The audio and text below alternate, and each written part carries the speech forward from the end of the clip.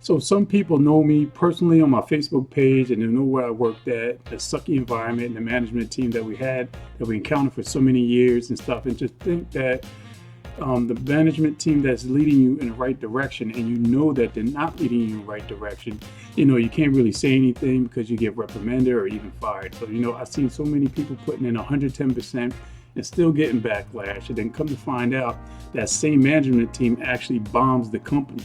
So they pretty much F themselves at their own job as well.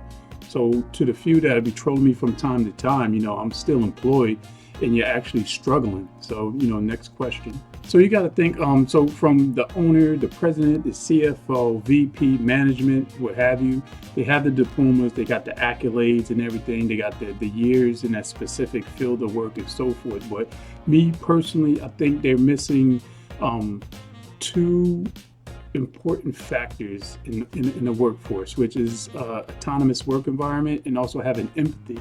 So I'll start with empathy. So it's pretty much having the capacity to understand or feel, what another person is experiencing.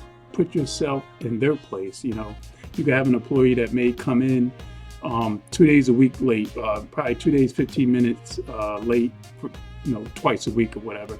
Instead of jumping on them, reprimanding them, writing them up and so forth, have empathy towards, pull them to the side, have a meeting with them, come to see why he or she is late twice a week for only 15 minutes, that they can actually make up that 30 minutes, that week that's lost.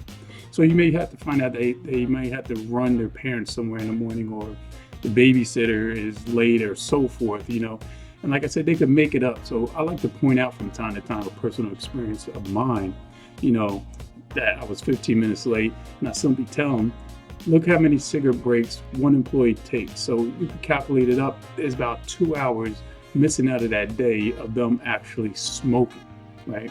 So I always throw that in their face when they say, hey, you're 15 minutes late. I'm like, well, one individual employee takes a cigarette break and knocks out about 2 hours of not working, but actually smoking within their 8-hour day and still get a 40-hour work week paycheck.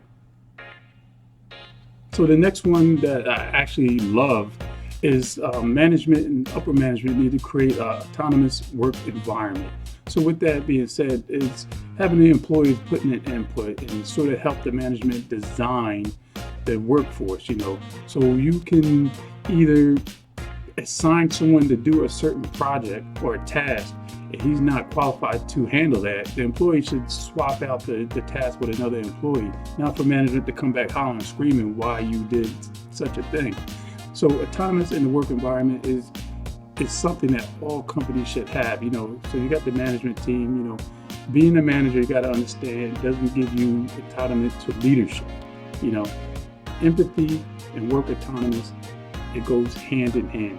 So what I've done and created, I got a bunch of links down below for these upper managements to hopefully take, or anyone who's interested in becoming management to check out these courses. And like I said, it has to deal with how to retain your employees, building that work-life balance, which a lot of companies doesn't have. So people, even now with the remote working, is even harder for the management to handle. So I've also got being a remote manager. I got links down there below as well, in hopes of any management in the future that comes around won't be such an asshole as the ones I have experienced. So make sure you subscribe, like my channel, YouTube it, Marky Williams Online Certification Courses, and there you have it. You also check me on Facebook, Marky Williams, which I also have an online certification course there as well. So keep doing your do. Marky Williams, I'm out.